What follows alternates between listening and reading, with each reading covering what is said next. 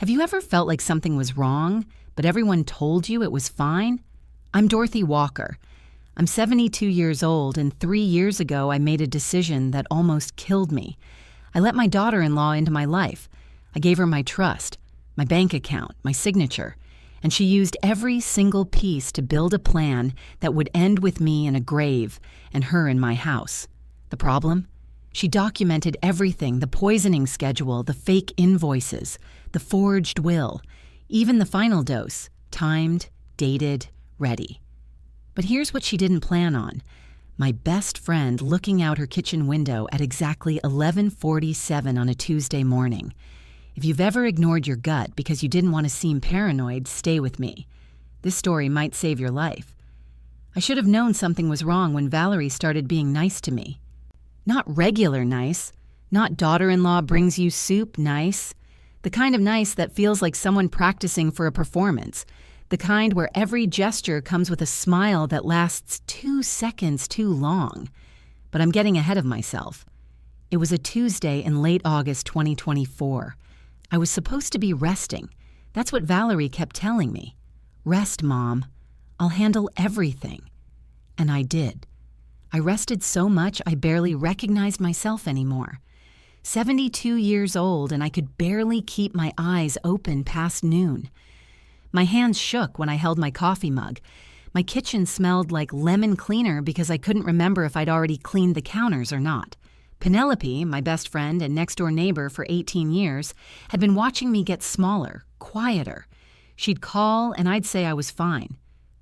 She'd invite me to garden collective meetings, and I'd say I was too tired. The truth was, I didn't know what was happening to me. I thought I was dying of grief. My husband had been gone since 2018, and maybe my body was finally catching up to my heart.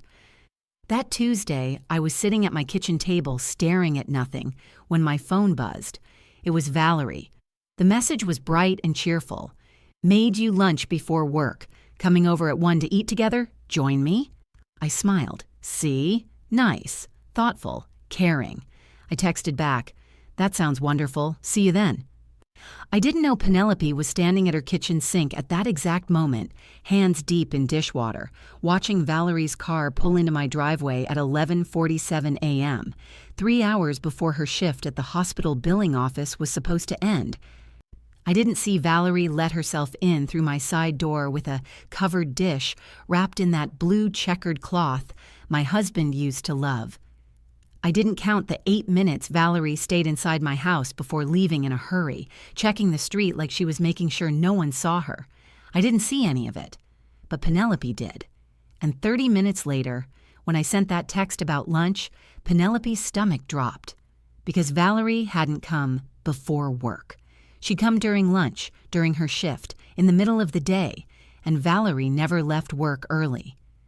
Penelope stared at my message on her phone, read it twice.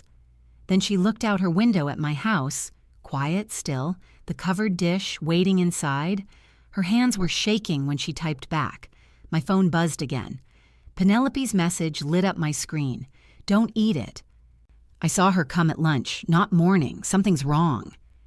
I read it once, then again, then a third time. My hand started shaking so badly the phone slipped and clattered onto the kitchen table. "Don't eat it." I looked at the plate sitting in front of me. Chicken salad with grapes, orange slices arranged in a perfect fan, a small glass of sweet tea sweating beside it, ice cubes still whole. It was beautiful.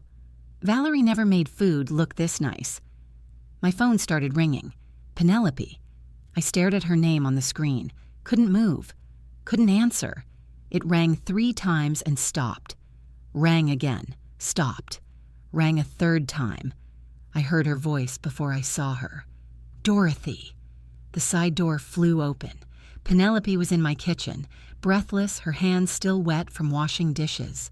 She looked at me, then at the plate, then back at me. "Did you eat it?" I shook my head. "Did you touch it?" Another shake.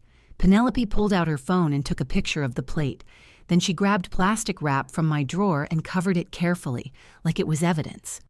Maybe it was. She sat down across from me, and that's when I started crying. Not loud, Not dramatic, just tears streaming down my face while I stared at the chicken salad I'd been 2 minutes away from eating. "She's been so kind lately," I whispered. "Too kind." Penelope reached across the table and held my hand. "How long has she been too kind, Dorothy?"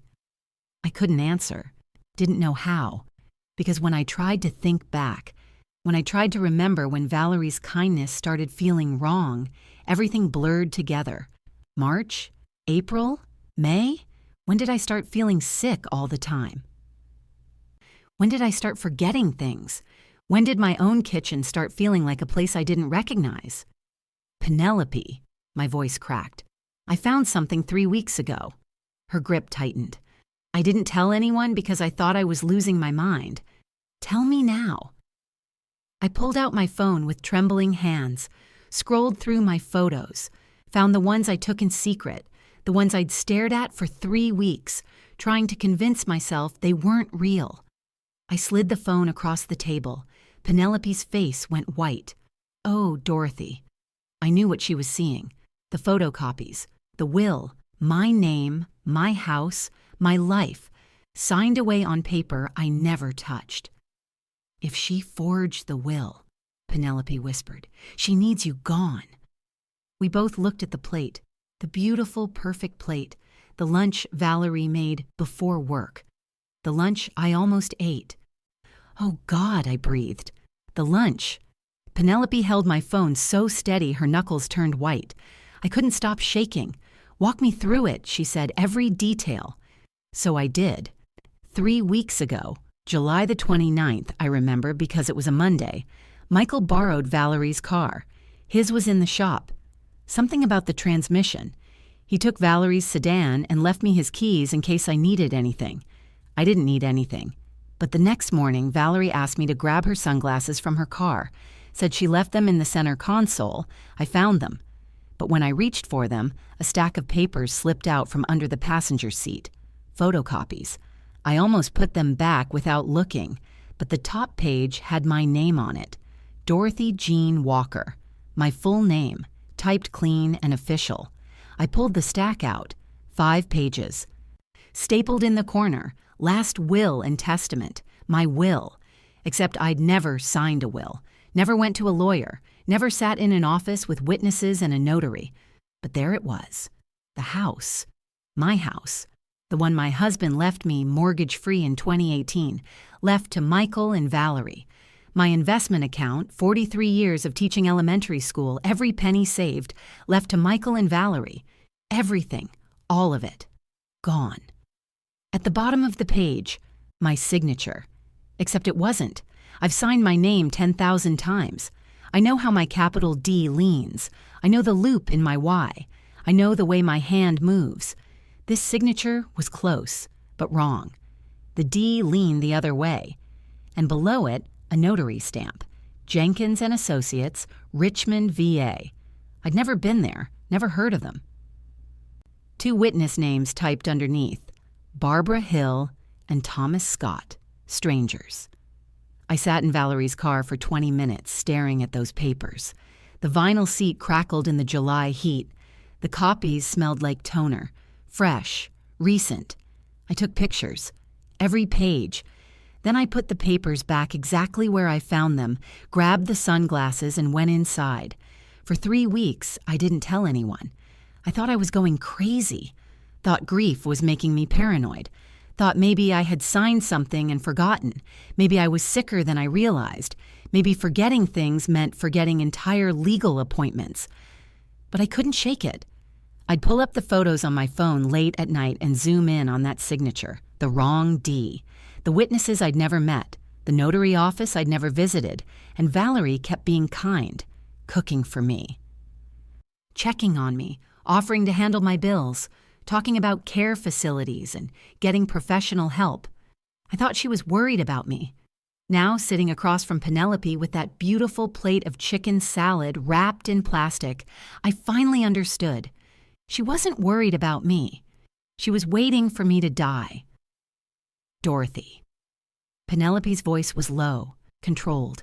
If she forged the will, she needs you gone. That lunch... My face went cold. That lunch was supposed to finish it.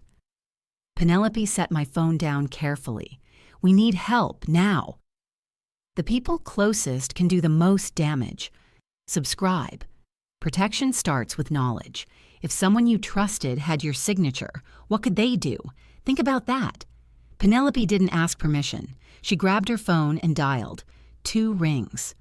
Richard, it's Penelope. I need you in Richmond in 2 hours. Bring a camera and your paralegal brain. A pause.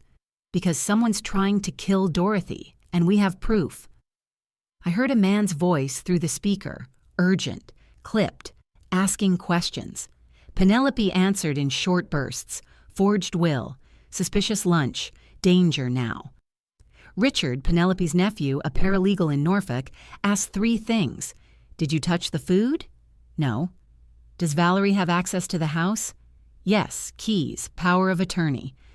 Is Dorothy's doctor any good? Penelope looked at me. I nodded. Yeah. I'm leaving now. Don't call the police yet. We need evidence that sticks. The line went dead.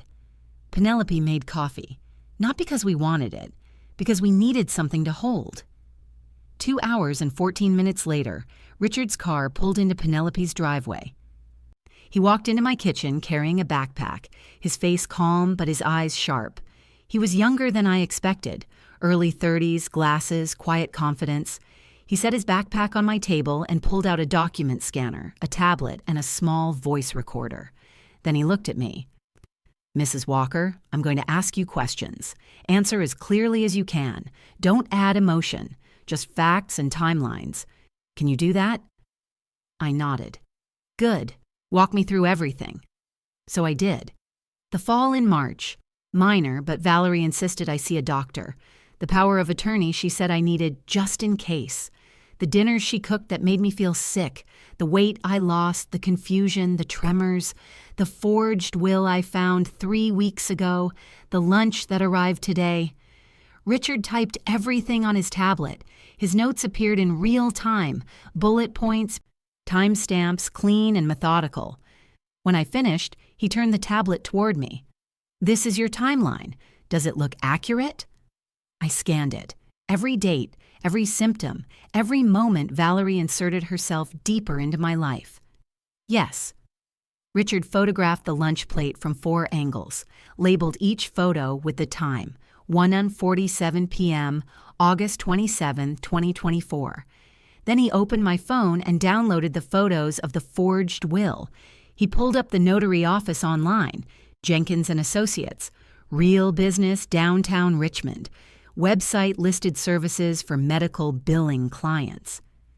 Valerie works in medical billing, I said quietly. Richard looked up. She has access to notary services through her job? Probably. He made a note. Then he pulled up a search bar and typed, Valerie Walker, medical billing, Richmond. Her LinkedIn profile appeared. Professional photo, smiling, credentials listed, skilled in insurance claims, patient billing, fraud detection. Richard's jaw tightened. He screenshot it.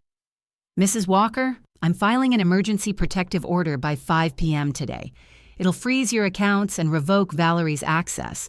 But first, he looked at me, his voice steady but serious. When did you start feeling sick? My hands went still on the coffee mug Penelope had given me an hour ago. I thought back, tried to pin it down. March, I whispered. I started feeling weak in March, right after I signed the power of attorney. Richard closed his tablet. We're going to the hospital, right now. You'll forget this by tomorrow. Subscribe so the warning finds you when it matters. Richard drove. Penelope sat in the back seat with me, holding my hand the whole way. I stared out the window at Richmond streets I'd known for 43 years, the brick row houses, the corner store where I used to buy Michael candy after school, the park where my husband proposed in 1975. Everything looked the same, but I was different, smaller, weaker, disappearing. And I finally knew why. At the hospital, Richard walked us straight past the main ER desk. He knew a nurse practitioner from a case last year, someone who'd listen fast and act faster. Her name was Jessica. She read Richard's notes in under 2 minutes, then picked up the phone. "I need Dr. Evans, now." 10 minutes later, I was in a private room. Blood draw, urine sample. Intake questions asked gently by a nurse who kept calling me sweetheart and didn't rush me when I cried. Dr. Evans, the attending physician, came in with Richard's timeline printed out. She sat down across from me. "Mrs. Walker, I'm going to ask you about symptoms. I need you to be as specific as possible. Okay?" I nodded. "When did you first feel unwell?"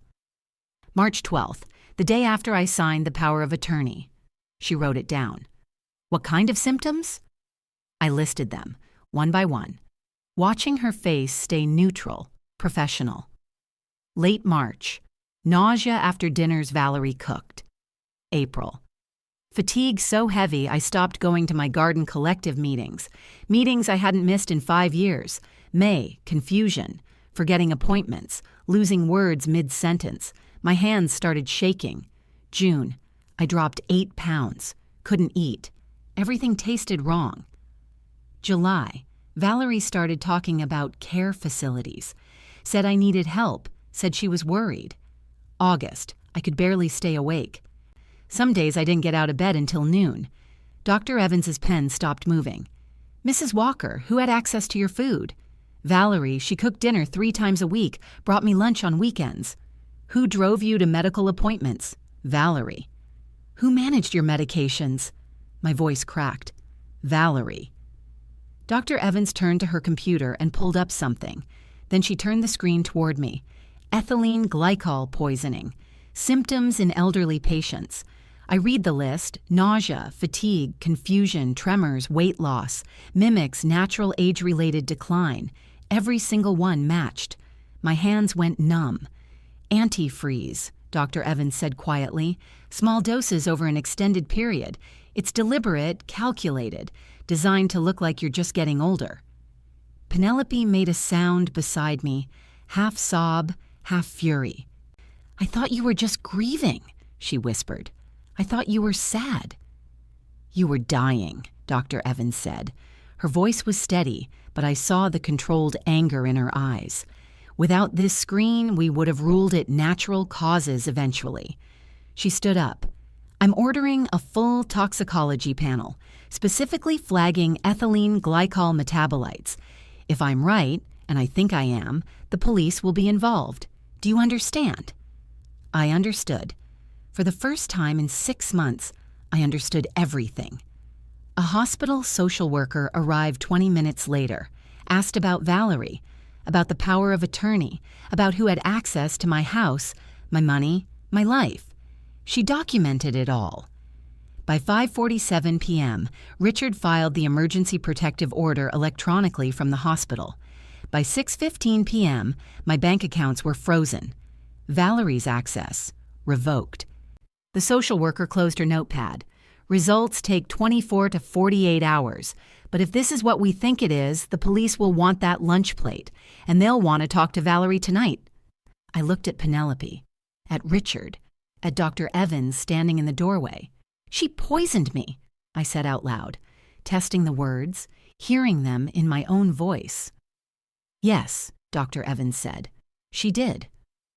The nurse practitioner Jessica looked at Richard's notes for exactly 1 minute and 43 seconds. I watched the clock on the wall behind her. Tick, tick, tick. She picked up the phone. "I need Dr. Evans, now."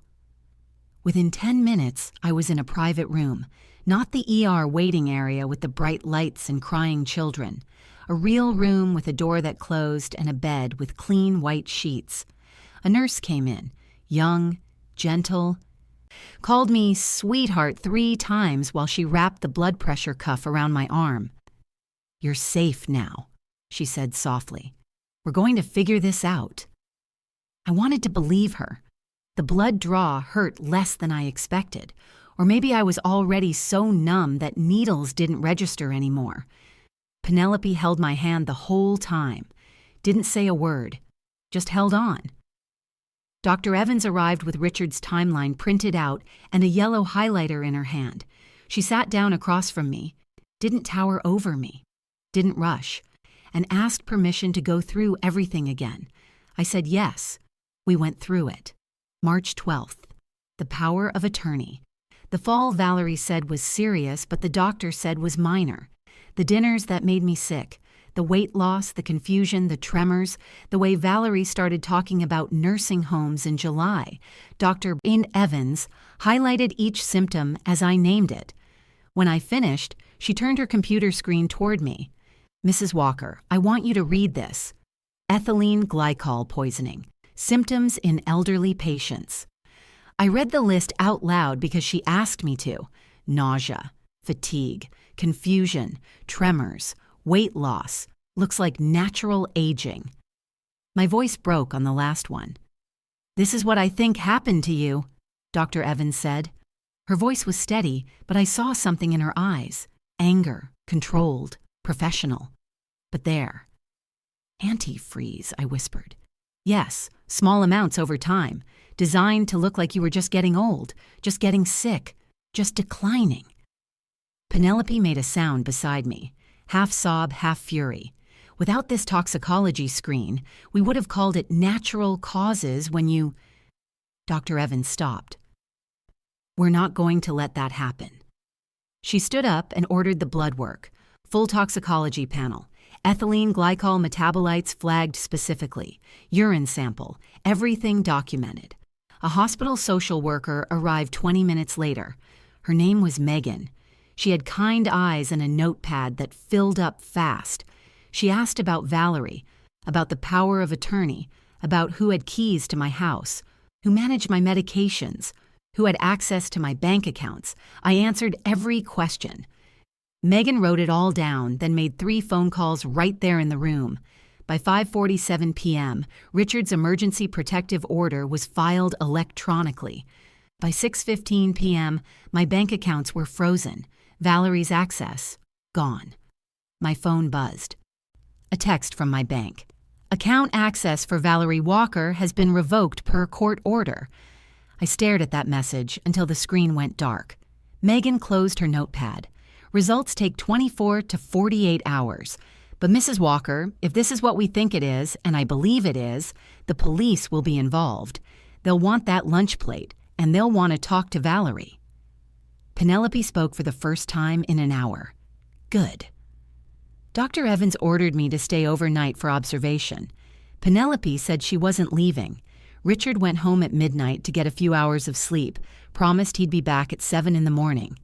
I lay in that hospital bed staring at the ceiling, listening to machines beep and Penelope breathing softly in the chair beside me. For the first time in 6 months, I felt safe. And for the first time, I let myself believe I might actually survive this. Miss one signal, pay for it all year. Subscribe for the early alert you need. My phone rang at 7:02 p.m. Valerie. My whole body went cold. Richard reached for my phone, about to silence it, but Megan, the social worker, shook her head. Let me coach you. You need to answer. Sound normal. I can't. You can. And you have to. If she thinks something's wrong, she'll run. Megan pulled a notepad from her bag and started writing in quick, clear letters. Put it on speaker.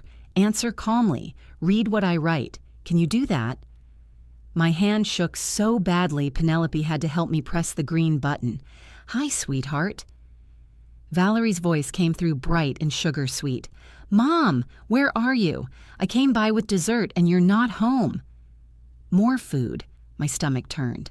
Megan wrote, at Penelope's. I'm at Penelope's. Oh. A pause. Are you okay? You sound tired. Megan wrote, feeling tired. Call tomorrow. I'm feeling tired. I'll call you tomorrow. Another pause. Longer this time. 1 beat, too long. Did you eat the lunch I made? My hand clenched around the phone. Penelope's fingers dug into the hospital bed rail. Megan wrote in big letters, say yes. I swallowed. Forced my voice steady. It was delicious. Thank you, sweetheart. Valerie's relief came through the speaker like a wave. Good. I'm so glad. You need to eat more, Mom. You're getting too thin. The concern in her voice sounded so real. Megan wrote, Get some rest. Talk tomorrow. I'll get some rest. We'll talk tomorrow. Okay. Love you, Mom. My throat closed.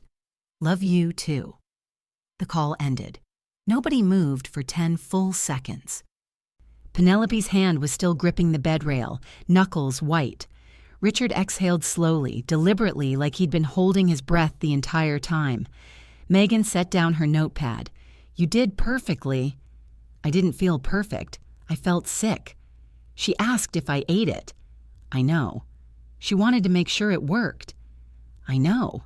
Richard leaned forward. She thinks you ate it. She thinks it worked. That gives us maybe 12 hours before she realizes something's wrong. What happens in 12 hours? Penelope's voice was tight. She'll check on Dorothy. Come to the house.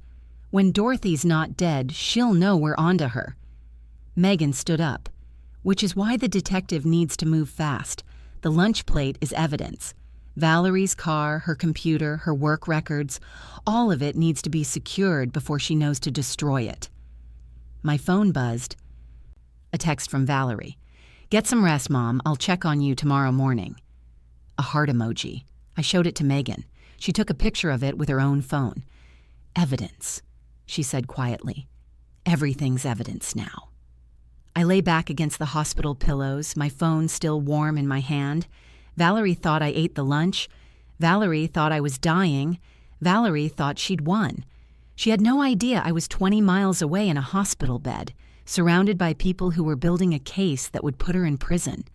Could you lie to someone trying to harm you and sound convincing? What would that take? Thursday morning, 9:20 a.m. I barely slept. Penelope dozed off around 3 in the morning, her head tilted at an uncomfortable angle in the chair beside my bed. I watched her sleep and thought about the 18 years we'd been neighbors.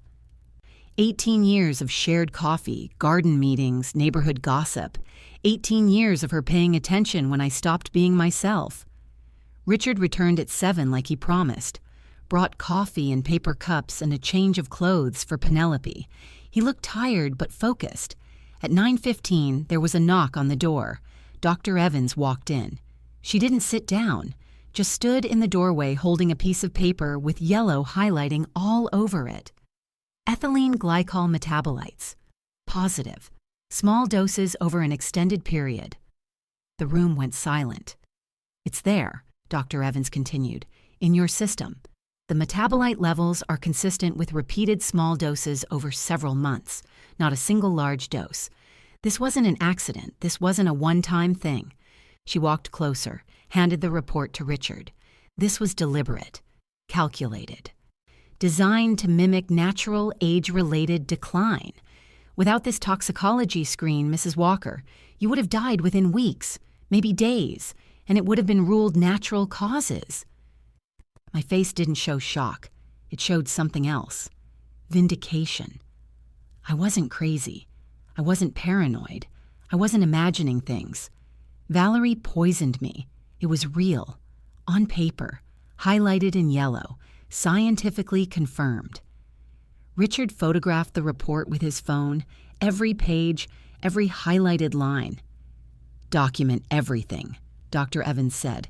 The hospital has already contacted Richmond Police Department.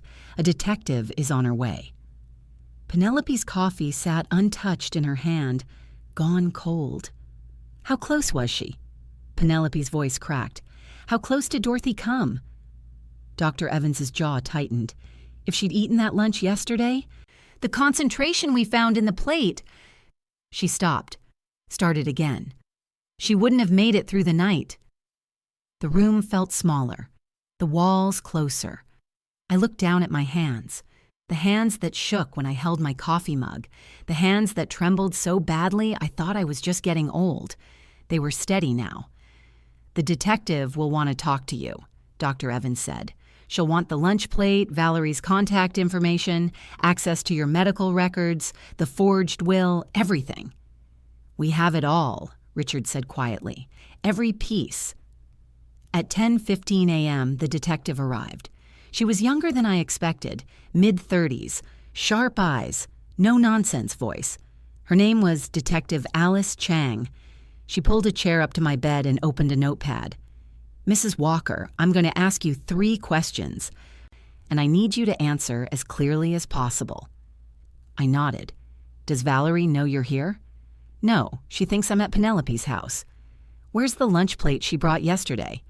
Penelope has it, wrapped in plastic, in her refrigerator. Detective Chang wrote that down. Is your son, Michael, involved? I hesitated. Thought about Michael. My boy, the one I raised in this city. The one who married Valerie 3 years ago and slowly disappeared into her shadow. I don't know. Detective Chang nodded. That's an honest answer. We'll find out. She stood up, closed her notepad. Mrs. Walker, I need to make some calls, but I want you to know, we're moving fast. Valerie won't see this coming. She left the room. Penelope finally took a sip of her cold coffee, made a face, set it down. She's going to arrest her. Yes. Good. I lay back against the pillows and closed my eyes. The proof was in. The system was moving. Valerie had 12 hours before her world collapsed. Proof changes everything.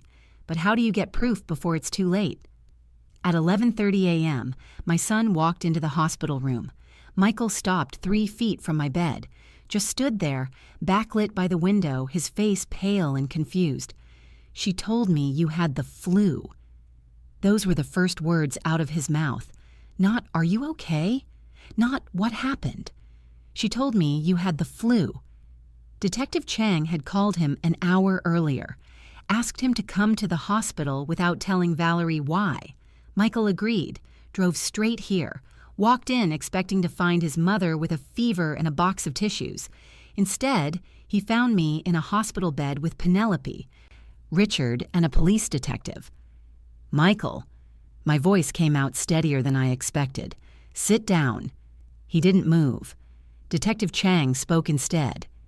Mr. Walker, your mother's toxicology screen came back positive for ethylene glycol poisoning, antifreeze, small doses over approximately 6 months. We also have evidence of financial exploitation and a forged will leaving everything to you and your wife, Valerie. Michael's face collapsed.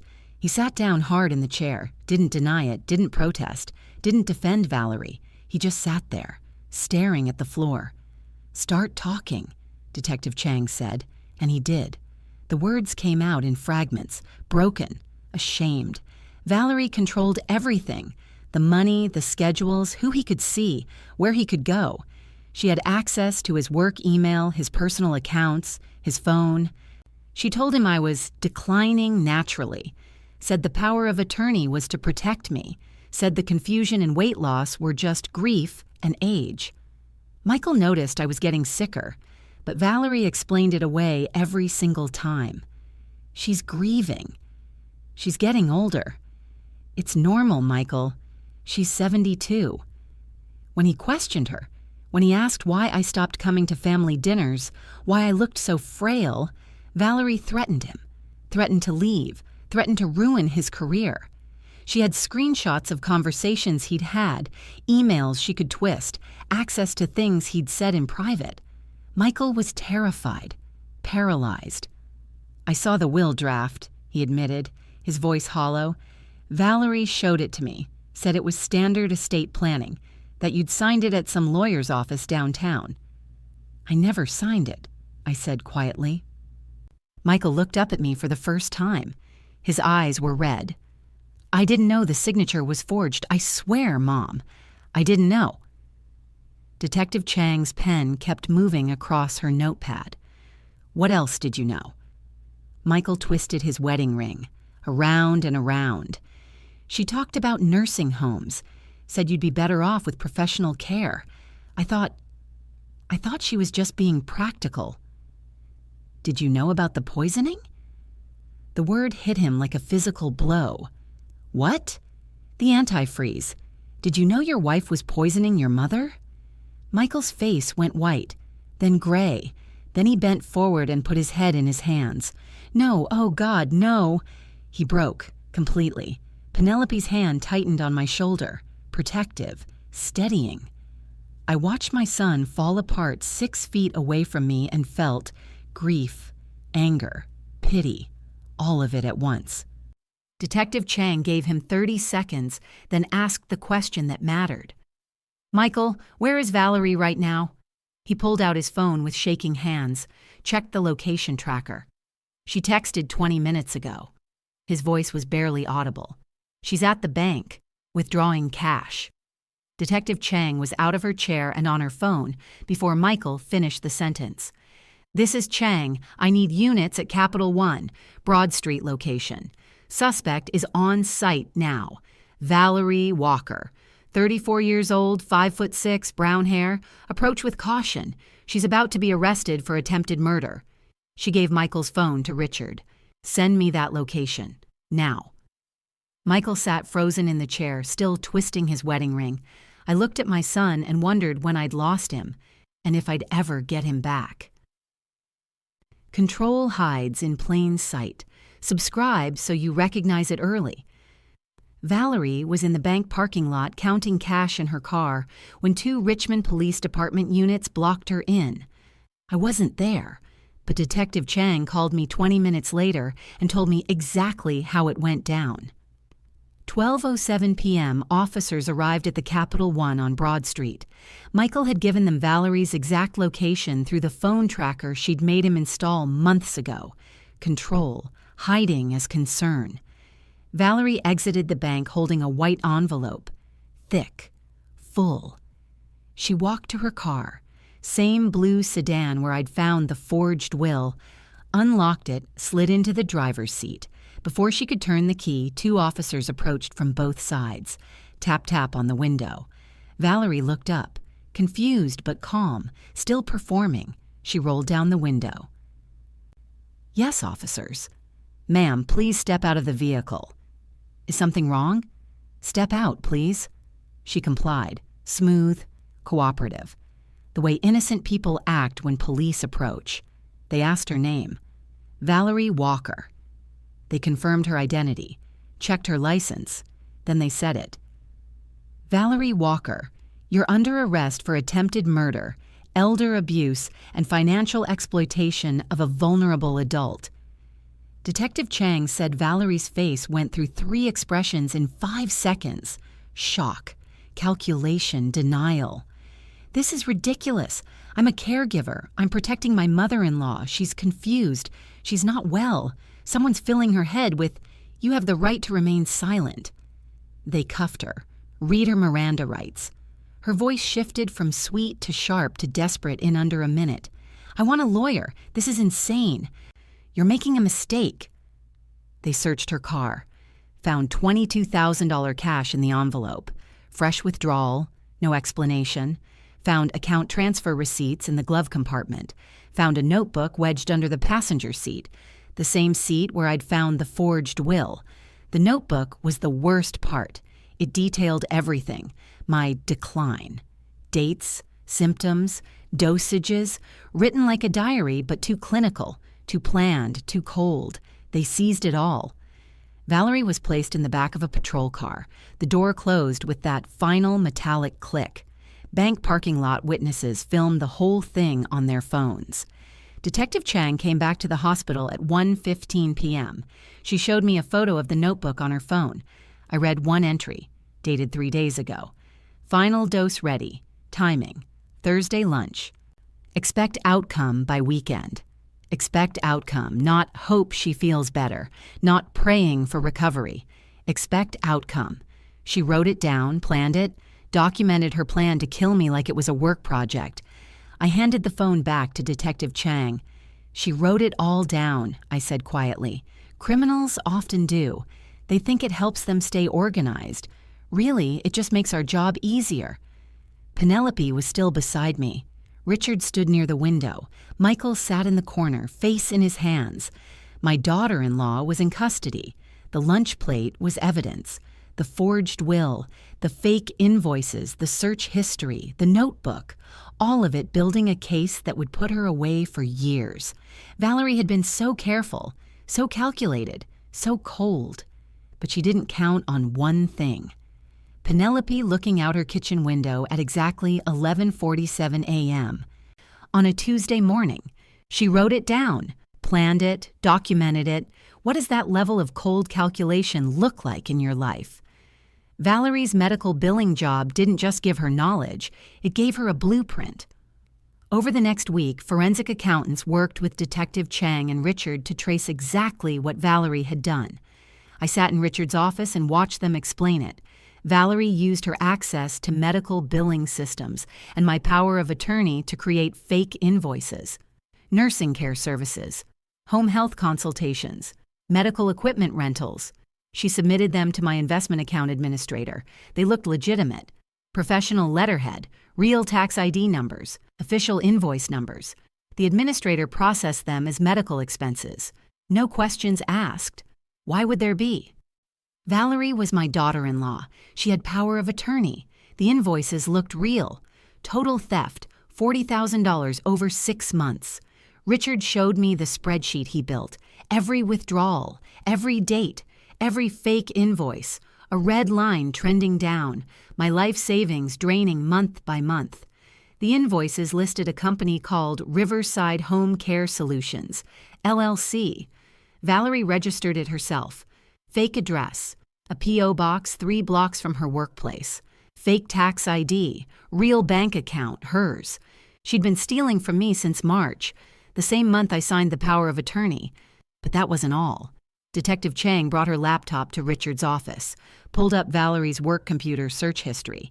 It had logged everything. Valerie researched poisons during her lunch breaks at the hospital. The searches were dated, time-stamped, methodical. March 15th, undetectable poisons elderly. March 18th, ethylene glycol detection time. March 22nd, antifreeze poisoning symptoms elderly. April 3, how long until natural causes ruling. April 10, slow poisoning methods undetectable. She researched it like a work project, during lunch breaks, on her employer's computer. The forensic accountant, a woman named Laura who'd worked fraud cases for 20 years, sat across from me and said something I'll never forget. Mrs. Walker, this wasn't opportunistic. This was architecture. Architecture. Valerie built this, step by step, invoice by invoice, dose by dose. She didn't snap. She didn't lose control. She planned, and she documented every single piece. The prosecutor called Richard 3 days later. They were adding another charge, insurance fraud. Valerie had taken out a life insurance policy on me, $250,000. With herself as the beneficiary. She signed it 6 weeks ago, used her power of attorney to authorize it. I never knew. Richard showed me the policy documents, my forged signature at the bottom, Valerie's name under beneficiary. She was going to kill me, collect the insurance, inherit the house, and keep the $40,000 she'd already stolen. She'd planned my death down to the dollar amount. I sat in Richard's office staring at that policy for a long time. Penelope was beside me. She didn't say anything, just held my hand. How much was I worth to her? I asked quietly. Richard looked at me. You're worth everything, Dorothy. To the people who love you. To Valerie, you were just an obstacle she priced out. Detective Chang closed her laptop. We have her, every piece. The toxicology, the forged will, the fake company, the stolen money, the search history, the life insurance policy, Michael's testimony, the notebook, the lunch plate. She looked at me. Valerie's public defender is going to tell her to take a plea, because if this goes to trial, she'll die in prison. I nodded. I didn't feel triumphant. I didn't feel vindicated. I just felt tired. And grateful that Penelope looked out her kitchen window at 11:47 a.m. on a Tuesday. Someone with access and expertise can make theft look legal. Who has your access? November 14, 2024, Richmond Circuit Court. Valerie's public defender spent 3 hours reviewing the evidence. Then she told Valerie the truth. You take the plea or you die in prison. I know because Detective Chang told me later. Valerie appeared in court at 2 p.m. I was there. Penelope sat on one side of me, Richard on the other. The courtroom had wood benches and bright overhead lights. Everything felt cold, official, final. Valerie walked in wearing an orange jumpsuit. It was the first time I'd seen her without the performance, without the smile, without the concerned daughter-in-law mask. She looked small, ordinary, human. The judge read the charges: attempted murder, second degree, elder abuse, financial exploitation, insurance fraud. The evidence was overwhelming. The toxicology report, the forged will, the financial records, Valerie's search history, the notebook with my symptoms logged like data points, Michael's testimony. The lunch plate tested positive for ethylene glycol concentrate. The prosecutor offered a plea deal, guilty to all charges, 12 years in prison. No parole eligibility for 8 years. The alternative, go to trial, risk a life sentence. Valerie's lawyer leaned over and whispered to her. Valerie sat silent, staring straight ahead. 2 full minutes passed. Then she spoke. I accept the plea. No statement, no apology, no explanation, just, I accept the plea. The judge asked if she understood the terms. Valerie said yes. The judge asked if anyone coerced her. Valerie said no. The judge asked if she was entering the plea of her own free will. Valerie said yes. The gavel struck once. Done. Officers led Valerie out in handcuffs. She didn't look at me, didn't look at Michael sitting 2 rows back, just walked out. I watched her go and felt nothing. No triumph, no relief, no closure, just the heavy, quiet weight of survival. Outside the courthouse, a reporter approached me. Young woman with a microphone and a cameraman behind her. Mrs. Walker, I'm with Channel 12 News. Will you tell your story? I looked at Penelope. She nodded. I looked at Richard. He nodded. I looked at the reporter. Yes, I said, I will. The reporter's face lit up. Can we schedule an interview? No interview, I said. But I'll speak at workshops. I'll talk to community groups. I'll tell anyone who'll listen how to recognize the signs, how to protect themselves, how to pay attention when kindness feels wrong. The reporter wrote that down. Why? She asked. Why share your story? Because, I said quietly, if my story saves one person, then Valerie didn't win. Penelope squeezed my hand. Michael stood on the courthouse steps watching us. He didn't come over, didn't say anything, but he heard me, and maybe that was enough for now. Valerie's family showed up at Richard's office in December with a cashier's check and a non-disclosure agreement. Her parents and her younger brother. They looked exhausted, ashamed. They wanted to settle the civil claims quietly, return the stolen $40,000, cover my medical expenses, cover Richard's legal fees, add money for pain and suffering. Total offer, $95,000. In exchange, I wouldn't speak to media using their family name, wouldn't pursue additional civil damages against them personally. Richard presented it to me at my kitchen table. The NDA is limited, he explained. You can still tell your story. You can still speak publicly. You just can't name Valerie's parents or brother. You can name Valerie. She's convicted, but not them.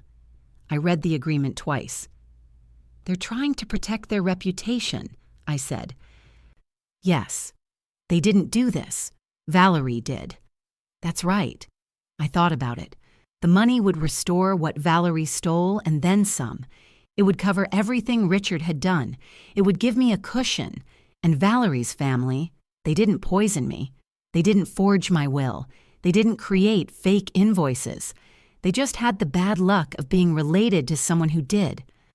I'll sign it, I said. Richard witnessed my signature, my real signature, firm and clear. The check cleared the day before Christmas. I deposited it, paid Richard first, reimbursed Penelope for expenses she wouldn't let me count, but I counted anyway. Put the rest back into my investment account. Then I wrote a check for $10,000 to an elder abuse prevention nonprofit in Richmond. The donation receipt arrived in January. I framed it. Hung it in my kitchen where the calendar used to be. The calendar Valerie had filled with my medical appointments. Penelope came over that night with a bottle of wine. We sat at my kitchen table, the same table where the lunch plate had sat wrapped in plastic. The same table where I'd cried and told Penelope about the forged will. Penelope raised her glass. To survival. I raised mine. To neighbors who pay attention. We drank. My phone rang 3 days after Christmas. Unknown number. Mrs. Walker, my name is Hannah Roberts. I run an elder abuse prevention workshop here in Richmond. I heard about your case. Would you be willing to speak at our February event? I looked at the framed donation receipt on my wall. Yes, I said, I would. The first Saturday in January, I walked back into the Garden Collective meeting carrying a tray of my sweet potato pie, my grandmother's recipe, the one I used to make every Sunday before Valerie started helping me in the kitchen, the one I hadn't made in 9 months. The Garden Collective met monthly at the community center on Maple Street.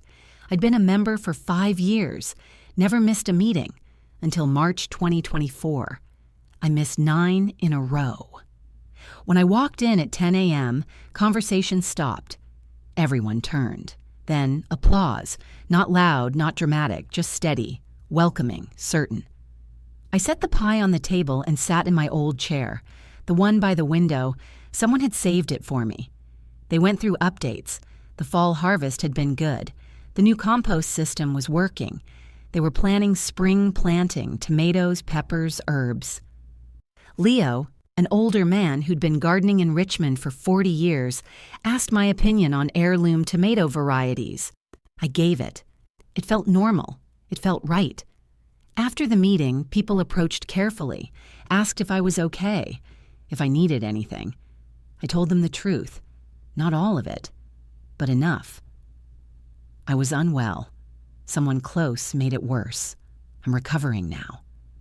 They understood. They didn't push. They didn't pry. Leo stayed after everyone else left. He pulled out his phone and showed me photos. My garden plot. They'd maintained it all summer, weeded it, watered it, kept it ready. We saved it for you, Leo said. His hands were weathered and strong, hands that knew soil. Waiting for you to come back, I cried. First time since the hospital, but these tears were different. Not fear, not shame, not grief, relief, gratitude, belonging. Penelope handed me a tissue. She'd been sitting beside me the whole meeting, smiling, watching me come back to life. Leo handed me a small packet. Seeds. Heirloom tomatoes. Plant them in March. I'll help. I held the packet, turned it over in my hands. Read the label. March. 2 months away. A future. A plan. A promise. March, I repeated. Leo nodded. March. I walked home with Penelope. She'd parked in my driveway. We stood on my front porch, the same porch where Valerie used to knock with covered dishes and concerned questions. You okay? Penelope asked. Yeah. I looked at the seed packet in my hand. Yeah, I am. She hugged me, tight and long. You're going to plant those tomatoes, and they're going to grow, and you're going to eat them in July, and you're going to be here to do it. I nodded against her shoulder. I'm going to be here. That night, I put the seed packet on my kitchen windowsill, right where the morning light would hit it. A reminder, a promise to myself. March was coming, and I was going to be here for it. What does coming back to life look like for you? Who's waiting for you there? February 2025, Richmond Community Center, room 3B. I stood at the front facing 40 people, and I didn't raise my voice once. The workshop was called Recognizing Elder Abuse, Warning Signs and Resources. Hannah Roberts introduced me, told the audience I was a survivor, told them I was brave for coming. I didn't feel brave. I just felt like someone who had a story worth telling. I spoke for 20 minutes, told them about the kindness that felt wrong, the power of attorney signed after a minor fall, the dinners that made me sick, the weight loss, the confusion, the forged will I found and didn't report because I thought I was losing my mind, told them about Penelope, about looking out kitchen windows, about sending a text that saved my life. Don't eat it. Told them about the lunch plate, the toxicology results, the arrest, the notebook where Valerie logged my symptoms like a project plan. I didn't dramatize it, didn't cry, didn't perform, just told them what happened, paused for questions, answered honestly. A woman in the front row took notes the whole time, wrote so fast her hand cramped. I noticed her, nodded at her. After I finished, people lined up to talk to me. An older man whose daughter-in-law controlled his medication, a woman whose son had power of attorney and wouldn't let her see bank statements, a caregiver who noticed bruises on her client that didn't make sense. I listened to each one, gave them Hannah's contact information, exchanged phone numbers with 3 people who needed more help than a 20-minute talk could provide. Richard attended, sat in the back, watched his aunt turn survival into service. Michael attended too. I didn't expect that. He sat in the very last row, didn't speak during Q&A, didn't approach me after. But when everyone started folding chairs, Michael got up and helped. We worked in silence, folding metal chairs, stacking them against the wall. He didn't apologize. I didn't ask him to. We just folded chairs together, learning to stand in the same room again. It wasn't forgiveness yet, but it was something. Penelope installed a doorbell camera at my house the next day. A gift, a safeguard. "So you always know who's at the door," she said. The small black lens watched my front porch now, recording, protecting. March came.